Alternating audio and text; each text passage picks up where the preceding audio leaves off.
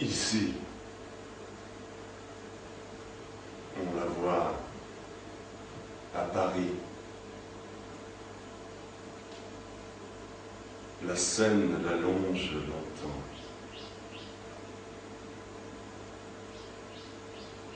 Elle a la scintillance de la ville, comme tous les êtres brillants. Elle voyage immobile.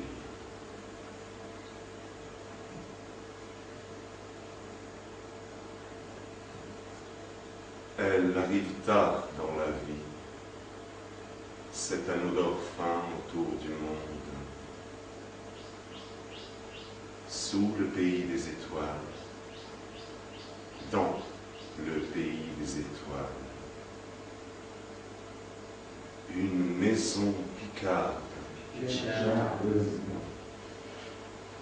réserve de lingerie.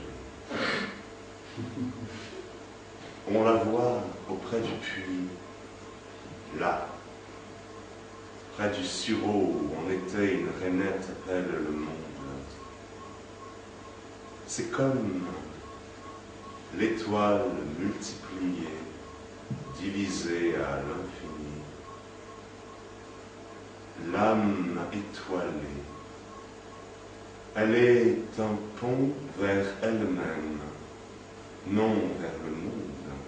Elle est l'onde du non-monde. Je la vois venir de loin et partir loin. Incroyable comme elle coule, immobile, comme elle s'écoule et reste pleine jusqu'au bord toujours. On la voit traînant sa robe gitane dans les prés. Elle est la lingerie des champs. Elle ne le sait pas, c'est une biche. Elle ne se doute pas comment je la vois. Si je lui disais, elle me dirait « Tu te trompes ». Je ne lui dis pas. Elle est ainsi. Celle à qui on jetterait une touffe de fleurs et elle s'allongerait dans l'herbe et dirait « Je suis à toi ».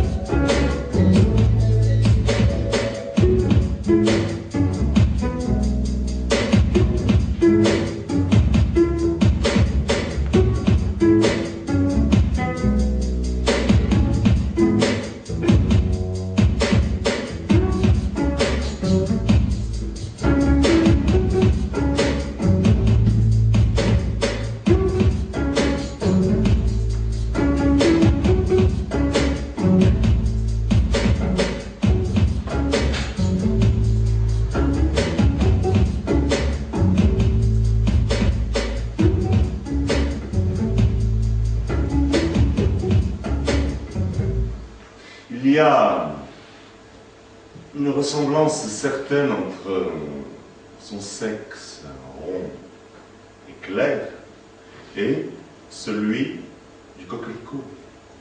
Son sexe est celui de la fleur, pistil et étamine en même temps.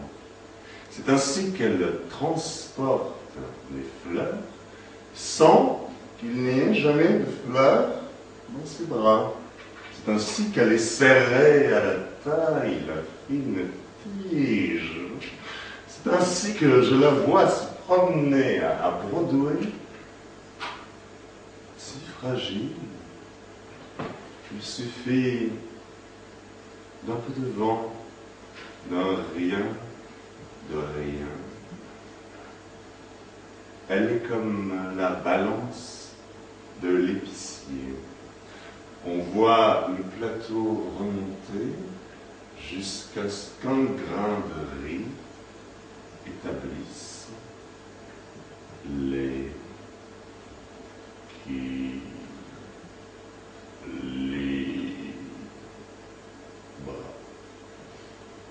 Elle est la juste balance.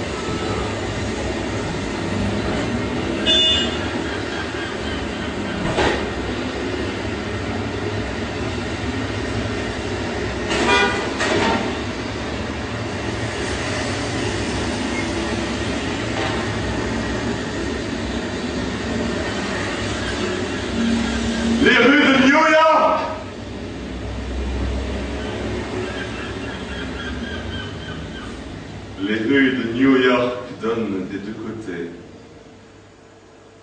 sur la mer et le ciel. Ses bouches aussi. Je sais maintenant que le rien est un soleil. Et le soleil. Bien sûr. Elle marche sur le sentier comme un bel insecte, plutôt papillon que cétoine. Elle marche comme elle nage, comme l'hirondelle, boudelle en boudelle, en ramant. Sa trajectoire va au-delà d'elle, comme le papillon, de fleur en fleur, dans mon regard, directement sur mon cerveau. Je la vois double, triple, décuple. Elle a ce don d'être et de ne pas être. Plus tard, elle sera à la fois l'infini, lointain et proche. Elle a le don d'émigrer dans un verre d'eau, d'être un oiseau migrateur dans un bois de farine. Elle a le don d'être la voile qui secoue son aile, le ballon qui d'un pied à l'autre imite la terre. Peut-être est-elle le monde, la mésange cormoran, le goéland fauvette.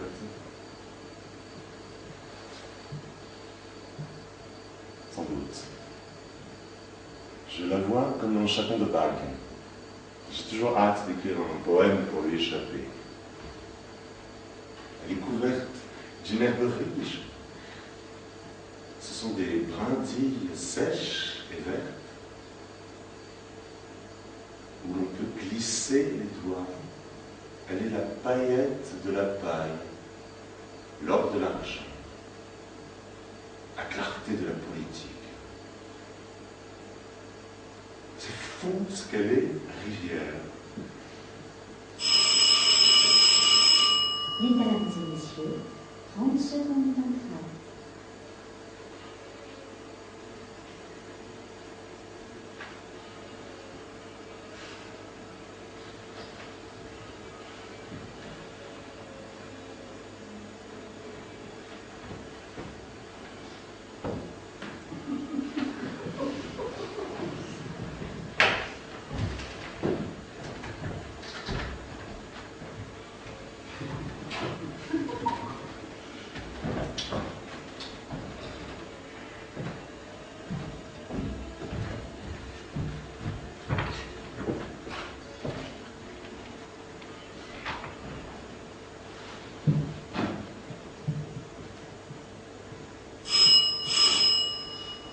Mesdames et messieurs, merci de revenir au fauteuil.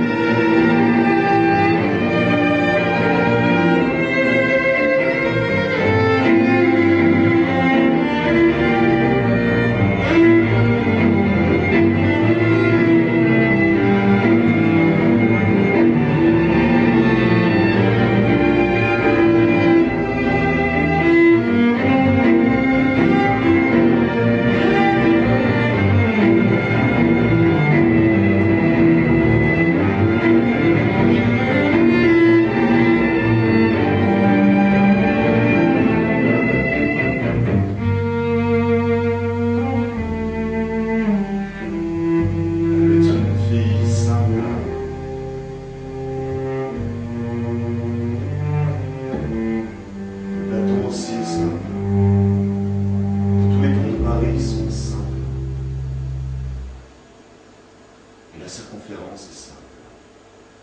C'est pourtant la figure la plus compliquée. C'est ça. Elle se promène dans les bois comme une circonférence. Et c'est ainsi qu'à Bagatelle, elle s'assoit sur les bancs, comme le font les fleurs pour être aimées. Je la regarde, je la suis. Elle a tout pour être accueillie.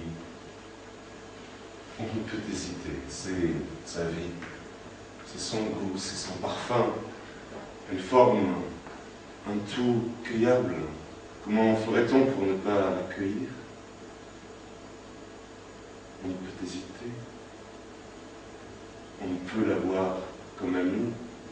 Quand on la pour amante, elle forme une cellule insécable. Quand on la pour amante. Ainsi en est-il des filles fleurs, des filles amantes, des filles poèmes.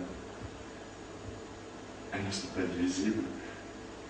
Ses fleurs, son corps, son âme, son poème, c'est la pensée unique.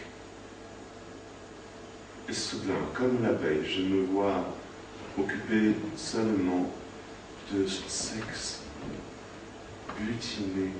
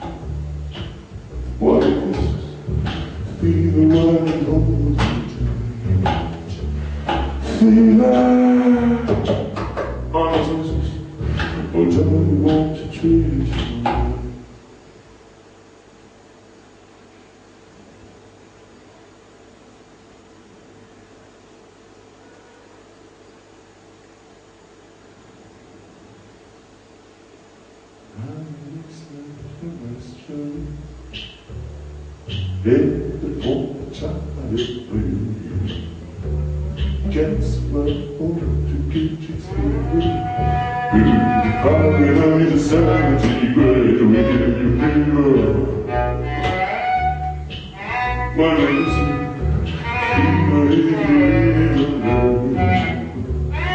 fever, what a love you went through, what a love you went through, what a love you went through.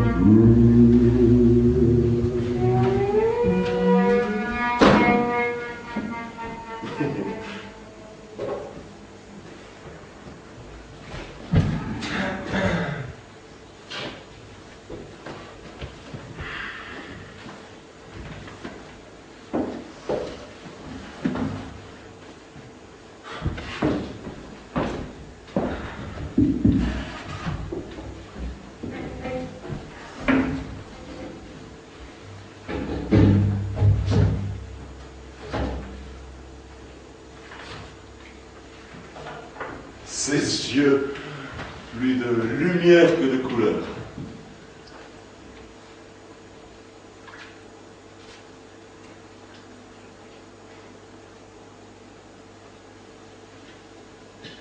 Avec eux, on ne voit pas les tableaux, ce sont eux qui vous regardent. Venise. Elle correspond à l'eau. Comme elle court après son sens. À San Marco, sur la place, je la vois en Diane, tirant. Ses robes sont collées au mini, le bel habit de la biche. C'est son modèle, la peau serrée, au pelage rayonnant. L'animalité, même à Paris, vient du sexe. La biche dont la robe fut ajustée par le grand couturier. La biche où l'on voit tout et ne voit rien. Ces robes de Dieu. Tout de face avec elle.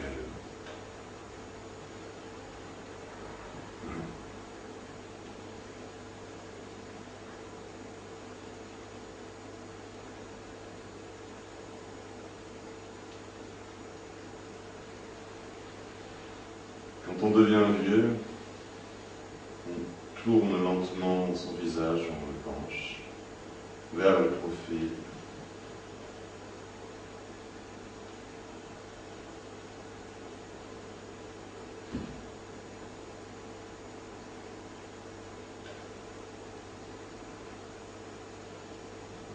Debout, elle est une fleur coupée. Elle est faite pour être aimée.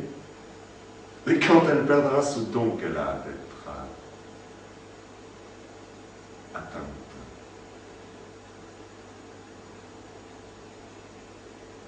elle fanera. Elle est la fine fleur. Parfois, je souffle sur elle et il s'envole de la poussière intime à la lumière sur elle. Nul ne peut écrire un poème qui ne soit une métamorphose. C'est ainsi que l'enfant rêvait devant la chrysalide. Parfois, elle s'entr'ouvre et il en sort des ailes plissées, des linges. Ce qui l'entoure. Pas seulement ses lingeries. Et dans l'attente de son tout.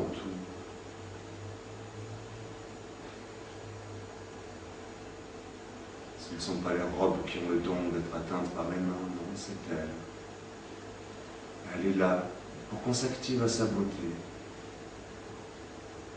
qu'on pénètre l'anneau de son sexe.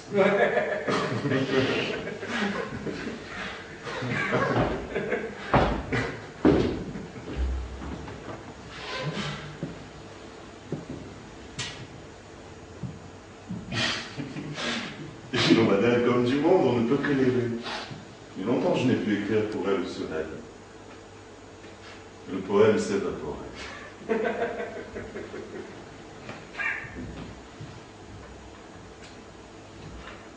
Sa beauté est comme celle de la veuve à collier d'or que je ne peux que garder en volière.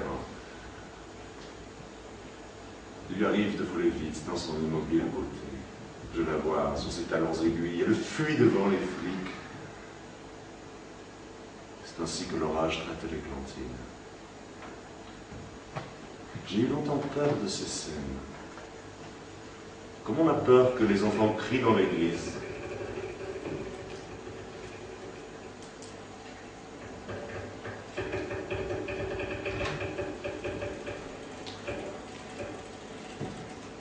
Elle est la mer bleue qui se rétrécit dans le détroit, mais reste mer bleue.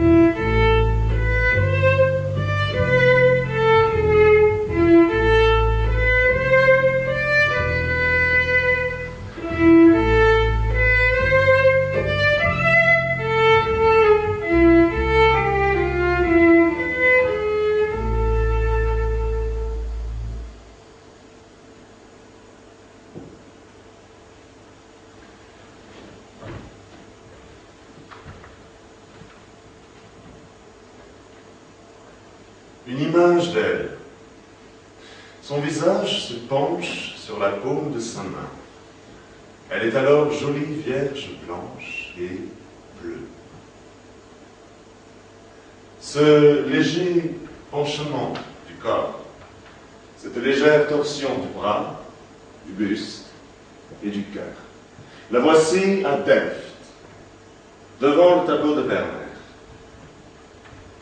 Impossible de la séparer de cette peinture. Elle est là, contre le petit mur rouge, haute de quelques centimètres. On se l'imagine peinte par Vermeer. Plus tard, elle a copié des bouquets de Bruegel, mais ces roses d'un rose fané, c'est son invention.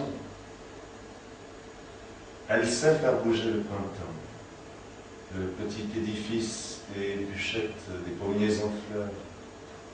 J'ai vu les sapins l'accompagner. Elle détache les couleurs, les fait flotter entre ses doigts. Et Quand elle le couvre, c'est pour se perdre dans une étoffe. La salle de bain est toujours pleine de robes qui la multiplient, mais à peine, presque. Et la divise, mais à peine, presque.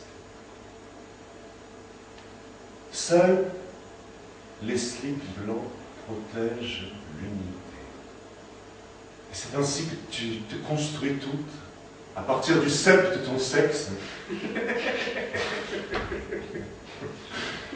Car je suis une vigne. C'est ainsi que je te dessinerai. Je suis une vigne. Tu as la douceur du U, du O et du I parfois, mais le A est absent de ton ventre. Ce sont des voyelles douces qui enveloppent l'enfant, un tricot de voyelles douces. C'est pourquoi ton slip, toujours blanc et doux, il recouvre les voyelles. Il y a beaucoup de voyelles en toi, comme il y en a dans la rivière, ou dans l'étang, qui est toujours beau, même en profondeur.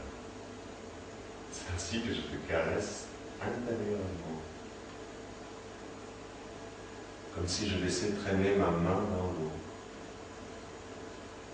La meilleure image de notre amour, c'est une barque sur la rivière.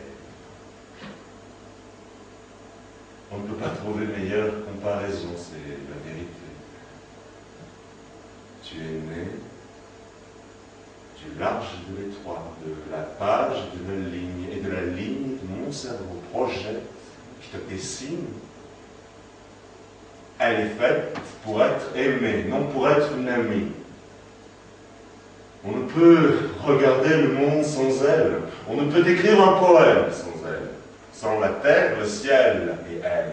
Elle est éternelle et impossible. Elle est le féminin d'eau. Je l'ai vu marcher ramant du bout de l'aile gauche au bout de l'aile droite.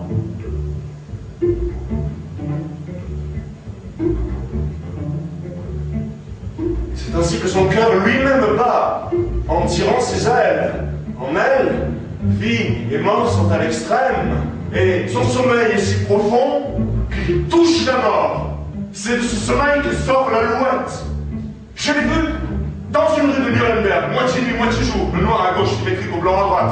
C'est ainsi que son corps la faisait fuir, de village en village, comme le corps poursuivi par ses ailes fait fuir la vie dans notre bois. Cette peur, cette angoisse qui entretient son corps, comme le feu entretient la lumière. On voit qu'on est au plus extrême les racines enroulées autour du cœur, contrairement aux arbres qui les étalent dans le muscle. Sa nourriture nous vient de l'intérieur, mais quand elle court, elle est immobile.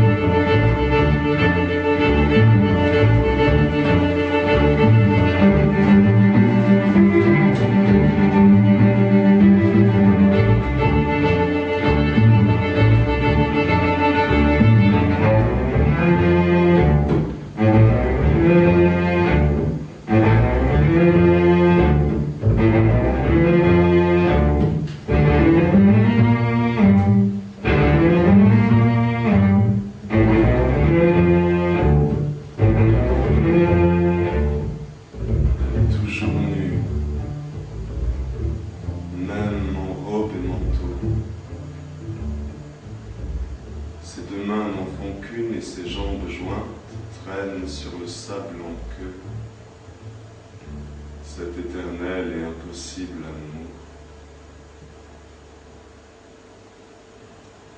Elle s'écoule sans jamais diminuer son eau. Cette lumière qu'on ne voit pas, qui rend tout visible, elle y est aussi.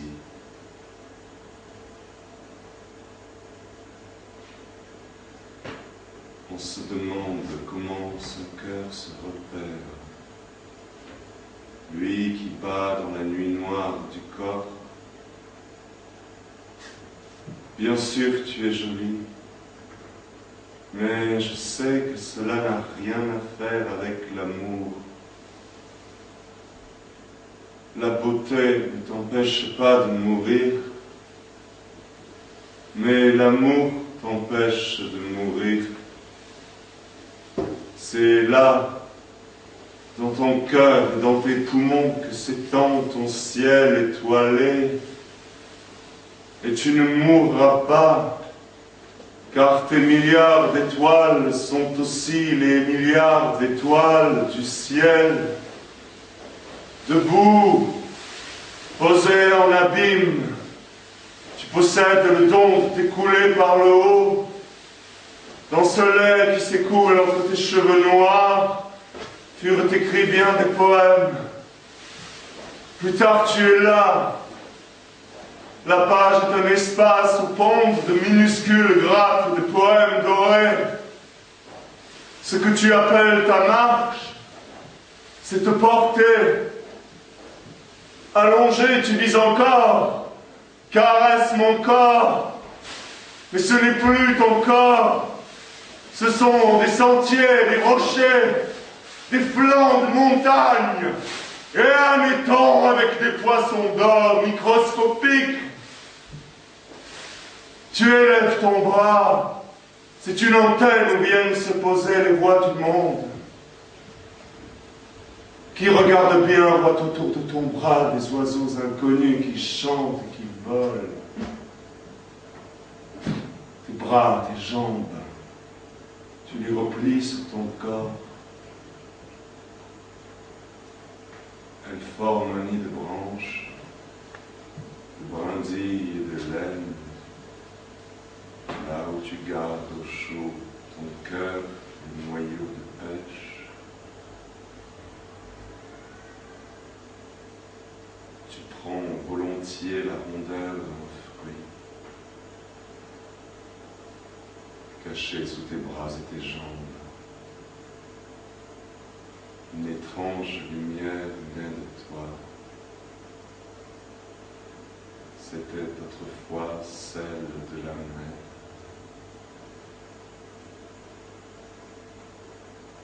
Assise sur la fraternité des rochers, tu marches libre et heureuse dans la fraternité de la matière. C'est ainsi que tu échappes à la mort.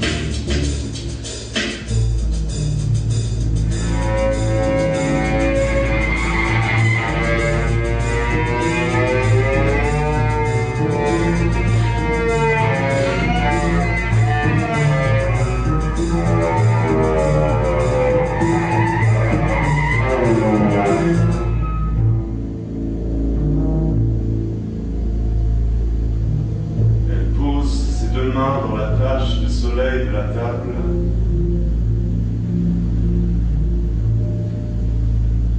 Elle sort des mots de ses doigts. Chaque mot est un caillou jaune, bleu.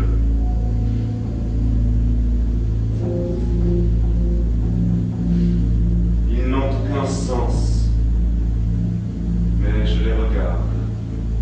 Ils scintillent. Elle les pousse vers moi. Évidemment, ce sont les mots du poème.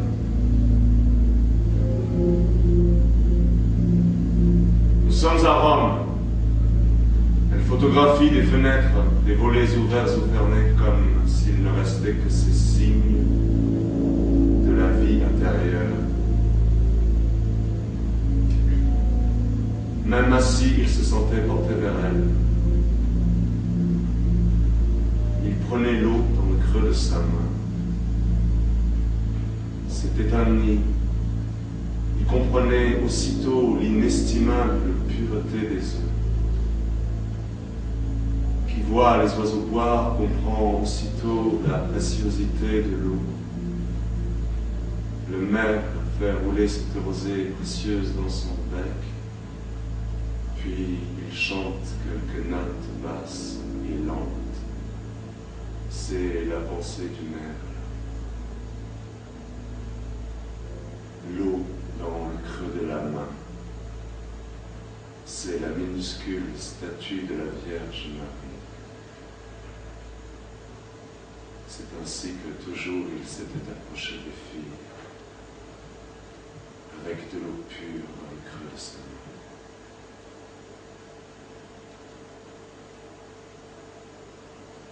Bien sûr, sa main droite était une source d'où ne jaillissaient pas que des mots, mais les mots qui en jaillissaient coulaient dans le vaste monde sans fond.